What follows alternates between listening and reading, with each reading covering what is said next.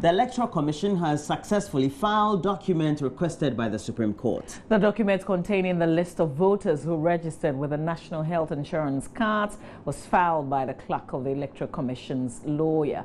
The process was completed at approximately 4:35 p.m. Wednesday.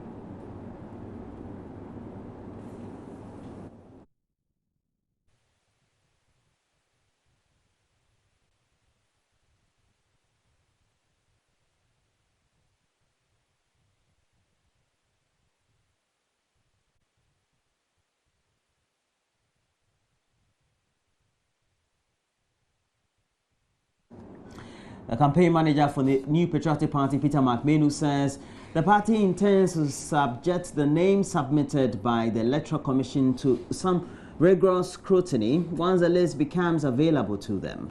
For Mr. McMahon, the number of registrants should be no different from the estimates given by the Electoral Commission itself in court last year. Well, I have to hear the tapes, okay? I haven't heard the tapes, but that's for social media. You know, well, they have to present the numbers first before I take a look at what I'll say. But I know that they were in court, and it's in court records, that they said that there are a large number of people who used the NHIS card. They themselves, the Attorney General, said that at the Supreme Court. We have it on court record. So if you say there are a large number of people with NHIS card to procure their voters card, and we say go and bring them, then you should know that we are expecting a large number of. So you would kick against any number that looks small to you? And let them bring it. And I think that they are going to adhere to what they themselves told the August and the highest court of the land. Thank you very much. You're welcome. And Peter McMahon says the party intends to subject the name submitted by the Electoral Commission to rigorous scrutiny once the list becomes available to them. We'll still stay with him because he's also been commenting on another issue. Opinions are divided among members of Parliament on comments made by Member of Parliament for Assin Central, Kennedy Agyapong, suggesting the chairperson of the Electoral Commission, Charlotte Osei, secured her job by granting sexual favors. The comment made on the political platform has been widely condemned by many. It, however, turns out that in Parliament, the two sides of the House are looking at the issue depending on where they stand. Whilst the majority NDC are unhappy with the comments, describing it as a disgrace to Parliament, their colleagues on the minority side say the condemnation is premature until evidence is provided. Parliamentary correspondent Elton Brobe spoke with Member of Parliament for Ablekuma Central, Theophilus Tetechai, and his colleague, who is a chairperson of the Gender Committee of Parliament, Hajia Ladi Ayamba, who is also the Member of Parliament for Pusiga, on the subjects. We are very, very much concerned. For me, as an individual, sometimes I even feel ashamed to be a Member of Parliament, because we are supposed to be role models for the youth of this country, because we are in leadership, and as leaders we need to exhibit exemplary leadership. But it's rather unfortunate that some of our colleagues in Parliament are not living up to expectation, because I believe that the essence of democracy is to listen to each other. We need to criticize each other, but not to attack the person. And for me, any attack on a woman is an affront to the entire society, because in one breath, we are advocating for more women in leadership. Because we believe that when women are also brought on board, it will go a long way to enhance our democracy. But the same people who are advocating to ensure that there's that equality in terms of the way governance is done in this country continue to denigrate women who are doing their best to also support other women to join politics. And for me, that is a big worry. If you talk about women taking leadership positions, it is this particular type of nonsense that comes up that prevents women from wanting to be part of it. Because you get into it is that women in politics are politicians, are prostitutes. They go sleeping with people's men. Women in politics are useless. They don't have any moral values. They say all kinds of things. We just take it for granted. Meanwhile, you ask them, you don't even know the number of women that they know in their lives that they think they can make those statements. But even then, you should respect yourself that even if you slept with a woman, you shouldn't even be able to come out and say it's this or that about her, much more that you may not know her. What evidence does he have to have made such a statement against the woman? What evidence does he have? If he has evidence, even he was talking about EC and its activities, and so he should have been attacking what? Issues, not personalities. Are we trying to say that the men in positions, did they also exchange themselves sexually to get those positions? Is it yes, because we have gays or lesbians, whatever you want to refer to them as. Did he sleep with someone before getting that position? If we have problems with issues, we should attack issues. We should say whatsoever. But personalities, we must avoid. And it's unfortunate that it is coming from an MP. We women are not happy about it. And I, as a gender committee chairperson, want to say that it shouldn't be repeated, and not from an honorable member, because the title honorable is too big to have such things coming from us. But on a personal level, will you call for an apology or a withdrawal of the statement?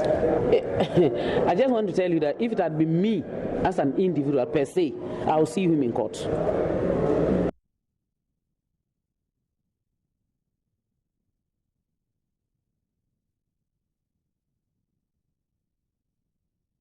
And Joy News is learning the Minority Caucus in Parliament at a meeting earlier on Wednesday extensively discussed the issue, but members were tight-lipped on the decision reached. At this point in time, I don't have the particulars, full particulars of the words to be able to make an informed judgment on the word's constitution as to whether it is libelous or defamatory in any way, shape, or form.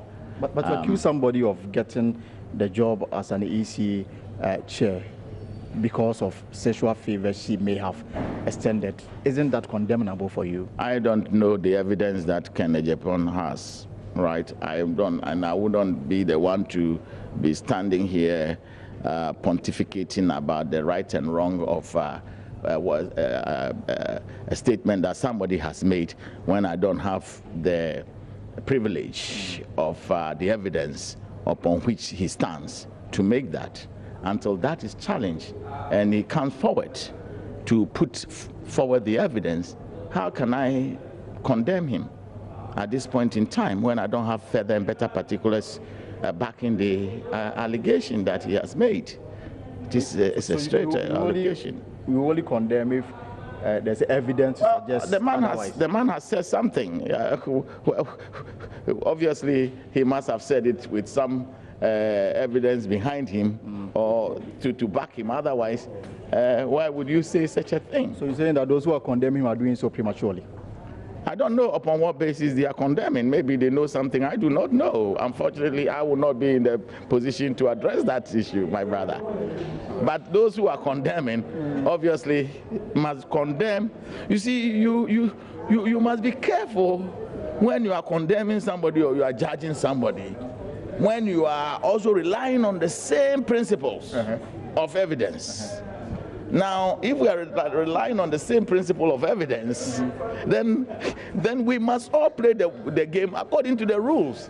So if Kennedy Agyapong has said something, ask him to bring the evidence or the particulars that supports the assertion. If he cannot, then you say, hey, my brother, you have no right to do that. But if he's able to substantiate it with credible evidence, then how can you say he is wrong? So for me, it is, at this stage, from where I stand, it's premature.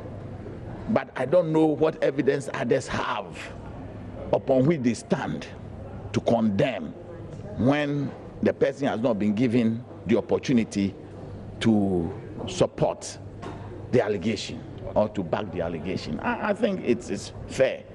I think the principles of natural justice would indicate that you give the person the opportunity to prove his claim. And in this particular one, I don't know what it is, whether it's a criminal or civil, upon which you have standards that you need to prove, or standard of proof. Thank you.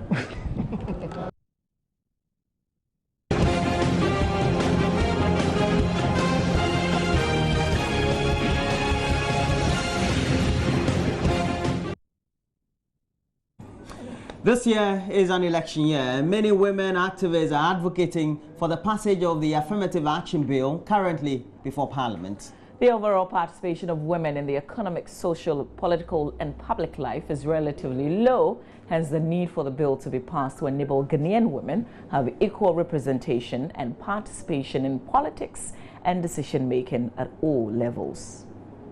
The affirmative bill, when passed, will reverse the discrimination that women suffer in both political and public life.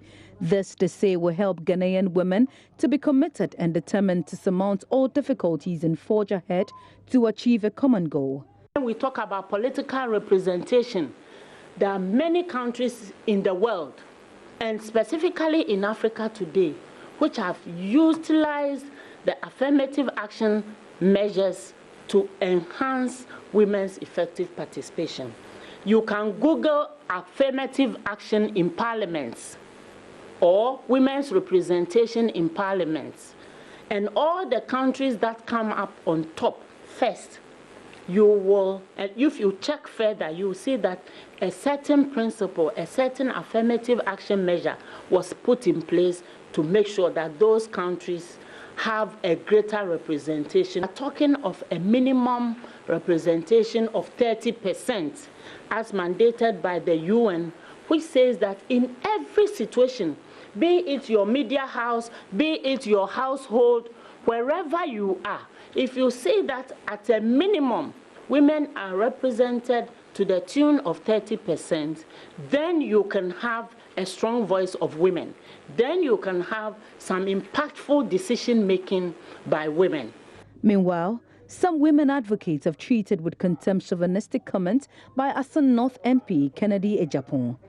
I insist that when some of these comments come up about women, and the more we try to address it, the more we spread those distasteful comments.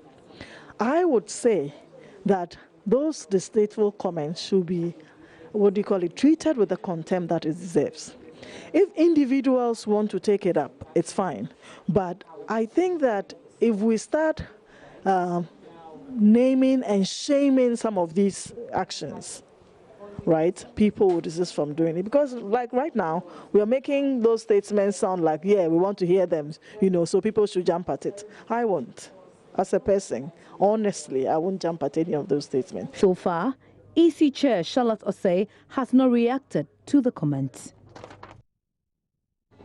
Adolescent girls in basic schools who could have stayed out of school as a result of poor menstruation management in deprived areas in the Setre Afram Plains district are being assisted with free sanitary pads to enable them stay in the classrooms. Educational authorities say several girls who have reached the adolescence spend at least 1 month every term or 3 months in the year away from the classrooms because of poor management of menstruation.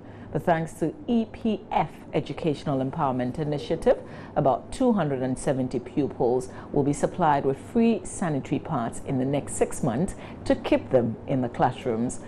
The authorities hope the situation will improve with the implementation of the new program that will help relieve schoolgirls of the burden on how to manage their menstrual periods.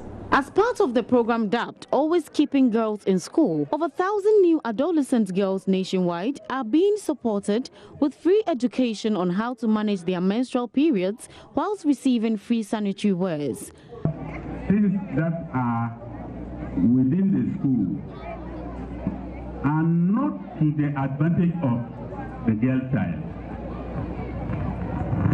Therefore, it makes it very difficult for them to learn in class. The Deputy District Director of Education, Mr. Adateke, at the program launch said new adolescents in the area have over the years been left to battle challenges associated with menstruation all by themselves. Their child with a pad during her menstruation, it is very alarming. It is in the range of 4 weeks in the school term in Ghana. Precisely a quarter of the school term. Or 1 week every month is missed from school by a poor girl who is not able to provide the pad. She won't come to school to be embarrassed. And we teachers know what it means to miss even 1 week in the school term, not even to talk of 4 weeks that a child misses relevant lessons in school just because of the past. Not that she's sick, but she can't come to school to be embarrassed. President of EPF Educational Empowerment Initiative and a World of Children Youth honoree, Winifred Chase Selby, revealed improper management of a woman's menstrual period could affect her reproductive life. Girls who cannot afford pads miss approximately 5 days of school a month, which amount to 60 missed days per year. There are many aspects that link girls' attendance to their menstrual cycle. The lack of affordable sanitary pads for girls and young women have disadvantages on them in terms of education. When they are young, it prevents their mobility and productivity as young women. Without sanitary pads, girls are excluded from their right to education as stipulated by the Constitution. Meanwhile, co-founder of the World of Children Awards in U.S., Dr. Harry Leibowitz, is promising more support for the African girl child, just as the peoples of Dagomba benefits from biofuel toilet facility for girls in local basic schools. We have granted Winifred $35,000 to run this program, and with that money we're building these biofuel toilets here, because once the girls have the supplies, they have to have a way to get rid of them, because they're not reusable. They have to be thrown out when they're soiled, and you can't, you have to have a place to throw them out that's ecologically safe. So we build the toilets, we provide the money for the distribution. And that'll be it for the news this morning. As always, you want to get interactive, please make sure you do so. We're a couple of your messages on our WhatsApp platform. Many of you sending that very message through the number 0560 800,000. We're so much grateful for them. Mama of you will read them. The schoolgirl I have beside me. How are you? You know this? This word. Get over it, man. Get over it. We have to take a break. Yeah, we'll come back with the newspapers and more of your messages. You can have your say about my hair. Yeah, I can imagine. I love it. I'm beginning to love it. Talk about what is addictive and fixative. We're taking a break. When we come back, newspapers.